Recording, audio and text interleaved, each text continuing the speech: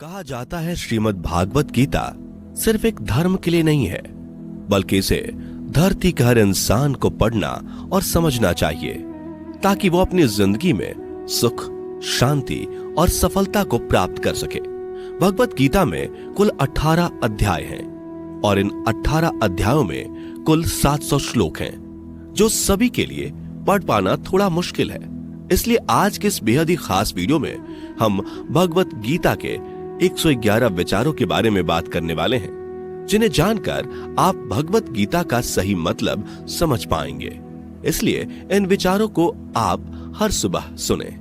दोस्तों, अगर आप इस वीडियो का अधिक से अधिक लाभ पाना चाहते हैं तो कृपया कर इसे हेडफोन लगाकर शांति से सुने। तो चलिए जानते हैं श्रीमद् भागवत गीता के 111 पावरफुल विचारों को। श्री कृष्ण कहते हैं कि मनुष्य को परिणाम की चिंता किए बिना, लोभ लालच बिना एवं निस्वार्थ और निष्पक्ष होकर अपने कर्तव्यों का पालन करना चाहिए। जिस तरह प्रकाश की ज्योति अंधेरे में चमकती है, ठीक उसी प्रकार सत्य भी चमकता है। इसलिए मनुष्य को हमेशा सत्य की राह पर चलना चाहिए। जिस मनुष्य के अंदर ज्ञान की कमी और ईश्वर में श्रद्धा नहीं होती, वो मनुष्य जीवन में कभी भी आनंद और सफलता को प्राप्त नहीं कर पाता। जिस प्रकार मनुष्य अपने पुराने वस्त्रों को त्याग कर नए वस्त्र धारण करता है, ठीक उसी प्रकार आत्मा पुराने व्यर्थ के शरीर को त्याग कर नए भौतिक शरीर को धारण करती है। कौन क्या कर रहा है, कैसे कर रहा है और क्यों कर रहा है, इन सब से आप जितना दूर रहेंगे उतना ही आप खुश रहेंगे। समझदार व्यक्ति जब संबंध निभाना बंद कर देता है तो समझ लेना उसके आत्मसम्मान को कहीं ना कहीं ठेस अवश्य पहुंची है। मोह उसी का करो जिस पर आपका अधिकार है। जिस पर आपका अधिकार ही नहीं, उसका मोह भी नहीं करना चाहिए। जो दूसरों की तकलीफों को समझते हैं, जिनमें दया है, दिल से अच्छे हैं, उन्हें दोबारा जन्म लेना नहीं पड़ता। प्रबुद्ध व्यक्ति के लिए गंदगी का ढेर, पत्थर और सोना सभी समान है। आपके कर्म ही आपकी पहचान है, वरना एक नाम के हजारों इंसान हैं। प्रेम सदैव माफी मांगना पसंद करता है और अहंकार सदैव माफी सुनना पसंद करता है। विषयों के बारे में सोचते रहने से मनुष्य को उनसे आसक्ति हो जाती है। इससे उनमें कामना यानी इच्छा पैदा होती है और कामनाओं में विघ्न आने से क्रोध की उत्पत्ति होती है। सदैव संदेह करने वाले व्यक्ति के लिए प्रसन्नता ना इस लोक में है, ना ही कहीं और। कर्म वह फसल है जिसे इंसान को हर हाल में काटना ही पड़ता है। इसलिए हमेशा अच्छे बीज बोएं ताकि फसल अच्छी हो। जो होने वाला है वो होकर ही रहता है और जो नहीं होने वाला वो कभी नहीं होता। ऐसा निश्चय जिनकी बुद्धि में होता है, उन्हें चिंता कभी नहीं सताती। अच्छे कर्म करने के बावजूद भी लोग केवल आपकी बुराइयां ही याद रखेंगे। इसलिए लोग क्या कहते हैं इस पर ध्यान मत दो, तुम अपना कर्म करते रहो। जितना हो सके खामोश ही रहना अच्छा है, क्योंकि सबसे ज्यादा गुनाह इंसान से उसकी जुबान ही करवाती है। गीता में भगवान श्री कृष्ण कहते हैं कि हे अर्जुन, अपने परम भक्तों जो हमेशा मेरा स्मरण या एक चित्त मन से मेरा पूजन करते हैं, मैं व्यक्तिगत रूप से उनके कल्याण का उत्तरदायित्व लेता हूं। हे पार्थ, जो लोग भक्ति में श्रद्धा नहीं रखते वो मुझे प्राप्त नहीं कर पाते। अतः वे इस भौतिक जगत में जन्म मृत्यु के मार्ग पर वापस आते रहते हैं। मौन सबसे अच्छा उत्तर है किसी ऐसे व्यक्ति के लिए जो आपके शब्दों को महत्व नहीं देता। बदल जाओ वक्त के साथ, या फिर वक्त बदलना सीखो। मजबूरियों को मत कोसो, हर हाल में चलना सीखो। किसी काम की चिंता करना ठीक है, पर चिंता इतनी भी नहीं होनी चाहिए कि वह काम ही बिगड़ जाए। अच्छी नीयत से किया गया काम कभी व्यर्थ नहीं जाता और उसका फल आपको जरूर मिलता है। श्री कृष्ण कहते हैं कि मैं किसी का भाग्य नहीं बनाता, हर कोई अपना भाग्य खुद बनाता है। आप आज जो भी कर्म कर रहे हो उसका फल आपको कल प्राप्त होगा, और आज जो आपके पास है वह आपके द्वारा पहले ही किए गए कर्मों का फल है। मनुष्य नहीं, उसके कर्म अच्छे या बुरे होते हैं, जैसे मनुष्य के कर्म होते हैं, उसे वैसे ही फल की प्राप्ति होती है। तुम्हें सिर्फ अपने कर्म करने का अधिकार है, किंतु कर्म के फलों के तुम अधिकारी नहीं हो। तुम ना तो कभी अपने आप को अपने कर्मों के फल का कारण मानो, न ही कर्म ना करने में आसक्त हो जाओ। सही कर्म वह नहीं है जिसके परिणाम हमेशा सही हो, अपितु सही कर्म वह है जिसका उद्देश्य कभी गलत ना हो। संसार में कोई भी मनुष्य सर्वगुण संपन्न नहीं होता, इसलिए कुछ कमियों को नजरअंदाज करके रिश्ते बनाए रखिए। पूर्णता के साथ किसी और के जीवन की नकल करके जीने की तुलना में अपने आप को पहचान कर अपूर्ण रूप से जीना बेहतर है। जब भविष्य धुंधला पड़ने लग जाता है, तब आपको अपने वर्तमान में ध्यान केंद्रित करने की आवश्यकता है। कोशिश कर, हल निकलेगा, आज नहीं तो कल निकलेगा। अर्जुन के तीर सा सद मरुस्थल से भी जल निकलेगा। जीवन की सबसे बड़ी गलती वही होती है जिस गलती से हम कुछ सीख नहीं पाते। जब हमारा मन कमजोर होता है तो परिस्थितियां समस्या बन जाती हैं, और जब हमारा मन स्थिर होता है तब परिस्थितियां चुनौती बन जाती है, और जब हमारा मन मजबूत होता है तब परिस्थितियां अवसर बन जाती हैं। मनुष्य की मानवता उसी वक्त नष्ट हो जाती है जब उसे दूसरों के दुखों पर हंसी आने लगती है। हे भारतवंशी, शरीर में रहने वाले का वध कभी नहीं किया जा सकता, अतः तुम्हें किसी भी जीव के लिए शोक करने की आवश्यकता नहीं है। समय यही सिखाता है कि जिंदगी किसी का इंतजार नहीं करती और ना ही किसी के लिए रुक सकती है। जिंदगी खेलती भी उसी के साथ है जो खिलाड़ी बेहतरीन होता है। दर्द सबके एक जैसे हैं, मगर हौसले सबके अलग अलग हैं। कोई हताश होकर बिखर जाता है तो कोई संघर्ष करके निखर जाता है। मनुष्य को अपने कर्मों से संभावित परिणामों से प्राप्त होने वाली विजय या पराजय, लाभ या हानि, प्रसन्नता या दुख इत्यादि के बारे में सोचकर चिंता से ग्रसित नहीं होना चाहिए। यदि आप अपनी गलतियों से कुछ सीखते हैं तो गलतियां सीढ़ियां हैं, और नहीं सीखते तो गलतियां सागर हैं। निर्णय आपका है, चढ़ना है या डूबना है। समस्याएं इतनी ताकतवर नहीं होती जितना कि हम उन्हें मान लेते हैं। कभी सुना है कि अंधेरे ने सुबह को होने ही नहीं दिया? गलतियां ढूंढना गलत नहीं है, बस शुरुआत खुद से होनी चाहिए। जरूरी नहीं हर बार आपके शब्दों को सही समझा जाए, इसलिए कभी कभी चुप रहना ही ज्यादा बेहतर होता है। जो जितना अधिक शांत होता है वो उतनी ही गहराई से अपनी बुद्धि का प्रयोग कर सकता है। निंदा से घबराकर अपने लक्ष्य को कभी ना छोड़े, क्योंकि लक्ष्य मिलते ही निंदा करने वालों की राय बदल जाती है। आपकी हार और जीत आपकी सोच पर निर्भर करती है, इसलिए मान लो तो हार ही होगी और ठान लो तो जीत ही होगी। सबसे समझदार और स्थिर बुद्धि वाला वही व्यक्ति है जो सफलता मिलने पर अहंकार में नहीं आता और विफल होने पर गम में नहीं डूबता। प्रशंसा हो रही हो तो ज्यादा सावधान रहने की जरूरत है। जीवन में कभी भी किसी से अपनी तुलना मत कीजिए। आप जैसे हैं सर्वश्रेष्ठ हैं। मनुष्य अपने विश्वास से निर्मित होता है। जैसा वो विश्वास करता है वैसा वो बन जाता है। जिसने मन को जीत लिया उसके लिए मन सर्वश्रेष्ठ मित्र है, किंतु जो ऐसा नहीं कर पाया उसके लिए उसका मन उसका सबसे बड़ा शत्रु बन जाता है।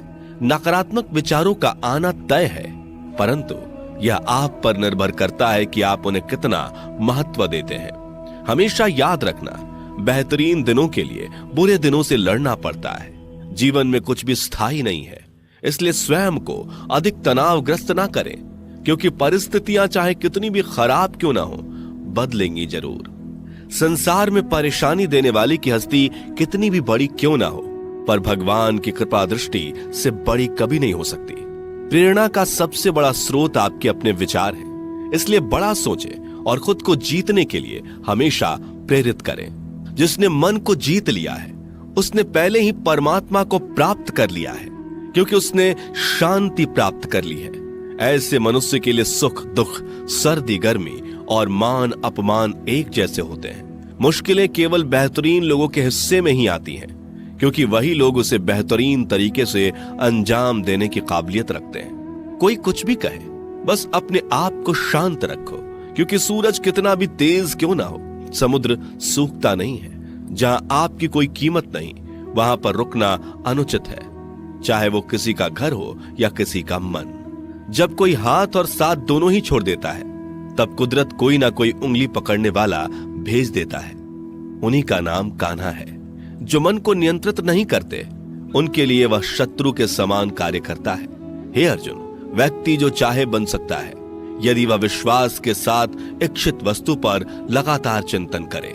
सिर्फ दुनिया के सामने जीतने वाला ही विजेता नहीं होता, बल्कि किन रिश्तों के सामने कब और कहां पर हारना है यह जानने वाला भी विजेता होता है। जो लोग बुद्धि को छोड़कर भावनाओं में बह जाते हैं, उन्हें हर कोई मूर्ख बना सकता है। वक्त से पहले मिली चीज अपना मूल्य खो देती है और वक्त के बाद मिली चीज अपना महत्व। मनुष्य को अपने कर्मों से संभावित परिणामों से प्राप्त होने वाली विजय या पराजय, लाभ या हानि, प्रसन्नता या दुख इत्यादि के बारे में सोचकर चिंता से ग्रसित नहीं होना चाहिए। आत्मा पुराने शरीर को वैसे ही छोड़ देती है जैसे मनुष्य पुराने कपड़ों को उतार कर नए कपड़े धारण कर लेता है। जैसे जल में तैरती नाव को तूफान उसे अपने लक्ष्य से दूर ले जाता है, ठीक वैसे ही इंद्रिय सुख मनुष्य को गलत रास्ते की ओर ले जाता है। आपका विश्वास एक पर्वत को भी खिसका सकता है, लेकिन आपके मन का संदेह दूसरा पर्वत खड़ा कर सकता है।